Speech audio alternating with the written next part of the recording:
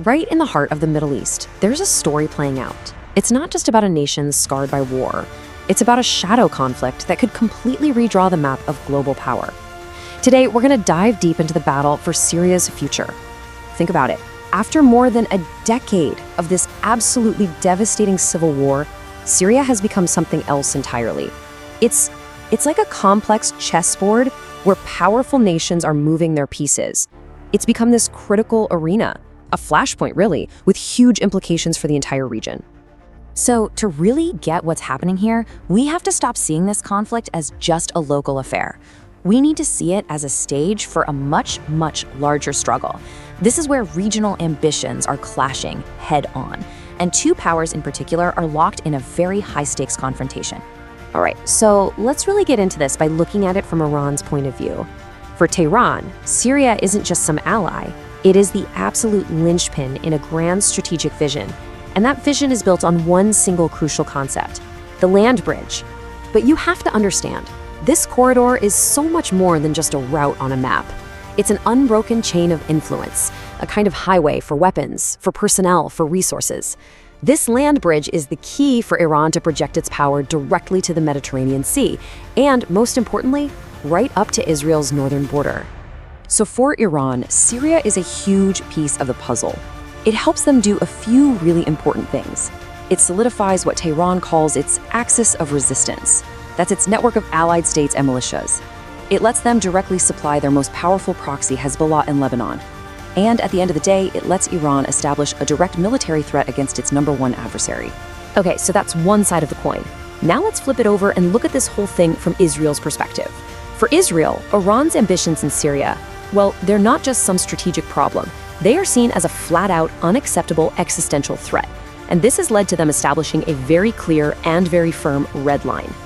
And this red line, well, it's basically a declaration. It's Israel drawing a line in the sand and saying that certain actions will absolutely trigger a military response.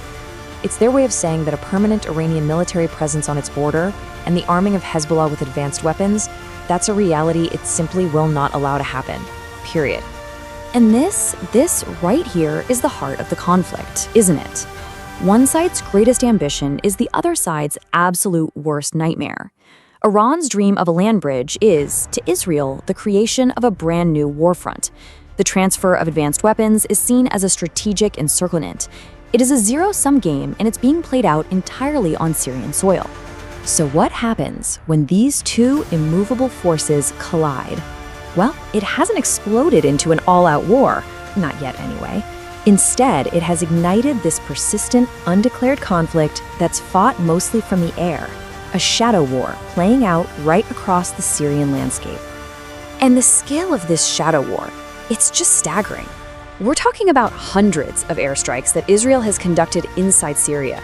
This isn't something that happens once in a while. It is a sustained, relentless campaign, and it's all designed to enforce that red line. And look, these aren't just random attacks, far from it. They are incredibly specific, almost surgical, and they're designed to chip away at Iran's capabilities without starting a full-blown war. The targets are almost always connected to Iran's military infrastructure, weapons depots, bases, and especially the convoys that are trying to move advanced weaponry into Lebanon. But if you peel back all the layers, there is one single threat that drives this whole air campaign more than anything else: the fear that precision-guided missiles will get from Iran to Hezbollah. For Israel, stopping this is the absolute top priority.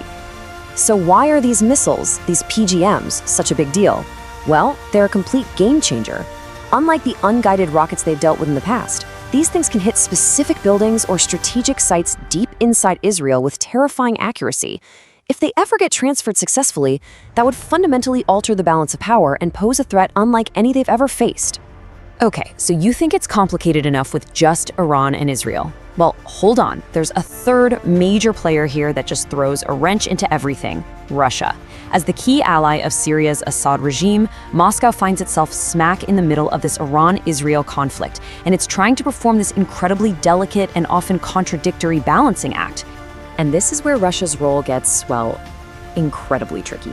On one hand, they're a strategic ally to Iran, coordinating with them on the ground. But at the exact same time, they keep a deconfliction channel open with Israel, basically turning a blind eye to the very airstrikes that are targeting their ally Iran.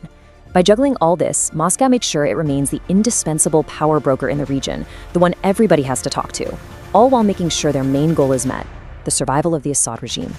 So, after all this, all these grand strategies and shadow wars, where does that leave Syria itself?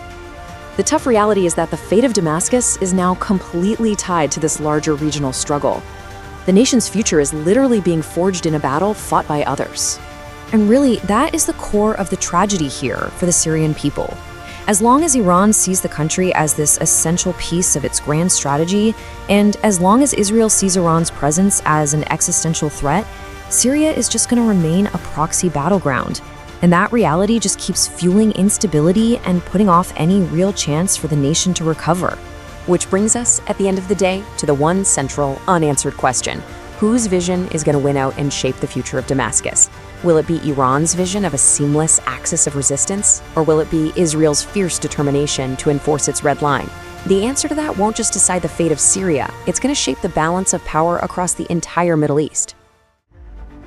At Geotectonics, our mission is to uncover these profound tectonic shifts, offering clarity in a world of complexity. If this analysis deepened your understanding, please like this video to support our work, share it with others who seek real insight, and subscribe to Geotectonics to ensure you never miss our next deep dive.